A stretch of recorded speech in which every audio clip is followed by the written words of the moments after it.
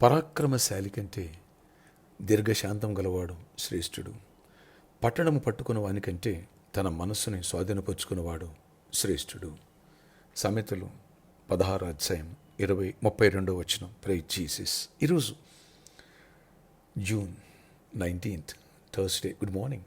పరలోకనేశ్వర సంఘ బిడ్డలకు, ఆత్మీయులకు, దైవజనులకు, ఇతర రాష్ట్ర దేశం మన ప్రియులందరికీ కృపాక్షేమలు సమృద్ధిగా విస్తరించునుగాక. ఆమేన్.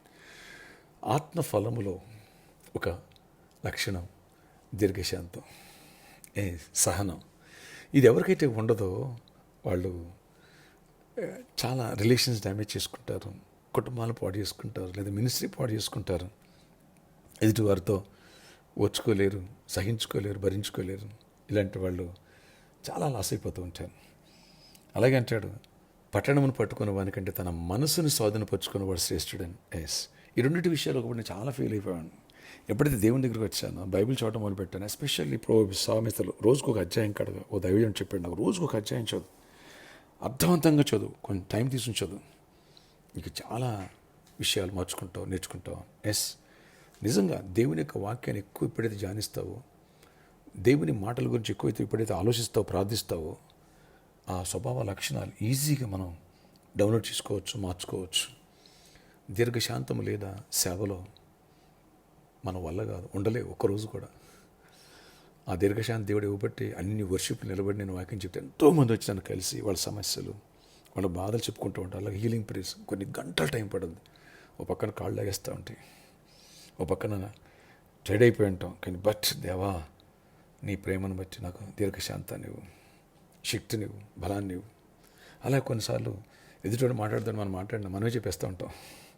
అలాగే ఊరిని మనసులో ఉన్నది బయటపడిపోతూ ఉంటాం, సిల్లీ పిలోస్ లాగా, చీప్గా. ఇలాంటివన్నీ కూడా ఓవర్కమ్ చేసే శక్తి నేను వాక్యం చూడడం ద్వారా వచ్చింది. ఇది నీలో రావాలి, వస్తుంది, డెఫినెట్గా వస్తుంది. నువ్వు ఈ విషయంలో దీర్ఘశాంతుడు అవుతావు. నీలో దీర్ఘశాంతం లేదు, చెప్తున్నాగా నేను దీర్ఘశాంతం తక్కువ. అమ్మ, బాబు, చెల్లి, తమ్ముడు వింటున్నావా? స్కూల్లో టీచర్ ఏదైనా అన్నా, కొంచెం బస్సు లేట్ అయినా, లేదా ఎవరైనా నువ్వు అనుకున్నట్టుగా స్పందించకపోయినా, ప్రేమించకపోయినా, నేను ఏదైనా ఒక మాట అన్నా, లేదా నీ మీద ఒక నిందేసినా, అంతే ఇక దీర్ఘశాంతం కోల్పోతావు. ఆ రోజు తెంచేసుకుంటావు, ఫీల్ అయిపోతావు, హట్ అయిపోతావు, ఏడ్ చేస్తావు, వాళ్ళకి దూరం అయిపోతావు, రకరకాలకి సూసైడ్ చేసుకుంటావు. లేదా ఈ చదువు వద్దు నాకు, ఈ స్కూల్ వద్దు, ఈ పెళ్ళి వద్దు నాకు, లేదా ఈ భార్య వద్దు, ఈ భర్త వద్దు, వాళ్ళు వద్దు, వీళ్ళు వద్దు అని చెప్పేసి ఏకాకి అయిపోతావు. నో.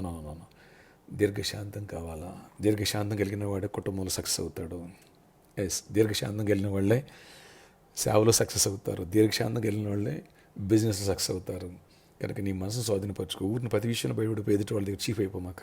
నేను చీఫ్ చూస్తాను, ఓకేనా? దేవుడి శక్తిని, జ్ఞానాన్ని వివేచన దేవుడు ఇచ్చిన గాక. ఆమెను ప్రార్థన ఆశ్చర్యకడి ఈరోజంతగా నీకు సన్నితోడయించండి. మాకు దీర్ఘశాంతమును, అలాగే సహనమును మాకు నేర్పించండి. మా మనసుని ఎలా స్వాధీనపరచుకోవాలి, ప్రతి చిన్న విషయానికి ఫీల్ అయిపోక, బయటపడిపోక, ఏది పడితే తిట్టి వాళ్ళని అనేక తిట్టేయక, కొట్టేయక, అన్ని విషయాల్లో మనసును స్వాధీనపరచుకునే మనసు మాకు దయచేయండి. అలాగే నిగ్రహ శక్తిని ఇవ్వండి, జ్ఞానాత్మ నింపండి, కృపనివ్వండి. స్కూల్స్, కాలేజ్ రీఓపెన్ అయిన ప్రభావ సీట్స్, ఏ సీట్ కావాలి మా బిడ్డలకి, సీట్ విషయాలు మిరాకిల్ చేయండి అయ్యా. నేను జాబ్ కావాలి, జాబ్ విషయాలు మీరు మిరాకిల్ చేయండి. అన్ని విషయాలు దీర్ఘశాంతాన్ని ఇవ్వండి, కృపనివ్వండి, సహనాన్ని ఇవ్వండి. నైనా మనసు స్వాధీనపరిచిన శక్తిని ఇవ్వండి. బిజినెస్లో కూడా మా బిడ్డలను దీవించండి, అన్ని విషయాలు ఆశీర్వదించండి. స్టడీస్లో కూడా తోడై ఉండండి. బుద్ధి, జ్ఞాన, సరస్వతం నీళ్ళు గుర్తుని ప్రత్యేక అభిషేకంతో ఆశీర్వాదం నింపండి. ప్రతి ఒక్కరి అవసరాలు తీర్చండి. మీరు ఎక్కడ నేను కాచి దాచి జయమనిచ్చి మహిమ చెందండి. ఈ రోజంతలో కూడా మీ దీవెన దయచేయండి. బర్త్డే, వెడ్డింగ్ జరిగిన బిడ్డలు కూడా దీవించి దీర్ఘాయుష్ కృప సమాధానం ఇచ్చి నడిపించుకొని జయమనివ్వండి. మ్యారేజ్ కూడా మ్యారేజ్ అవ్వాలి, గర్భాలు పొందాలి.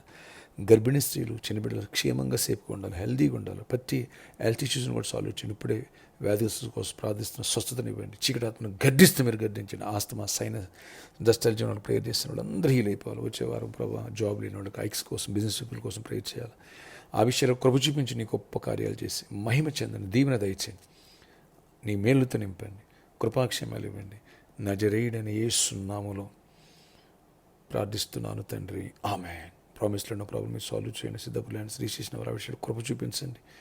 నేను ఇక్కడ సర్కస్ గ్రౌండ్ కూడా వాళ్ళు కూడా ప్రేరేపణ నుంచి ముందుకు వచ్చి ఇవ్వాలి. ఆ విషయం డోర్స్ ఓపెన్ చేయ, ఎంతోకాలం ప్రార్థిస్తున్నాను. కృపగల డోర్స్ ఓపెన్ చేయ, పరిచయం రోజు రోజు గురువు అవ్వాలి. కృప తీరుబండి, నూతన ఆత్మ నడిపించండి. పాత వారు ఎవరి దూరం కాదు, కృపనివ్వండి. యేసు నామములో ఆమేన్. May God bless you all. Have a nice day. దేవుడి కృప, దేవుని సన్నిధి మనందరితో ఉండను గాక. దీర్ఘశాంతుడిగా మారుతున్నావు. ఆమేన్.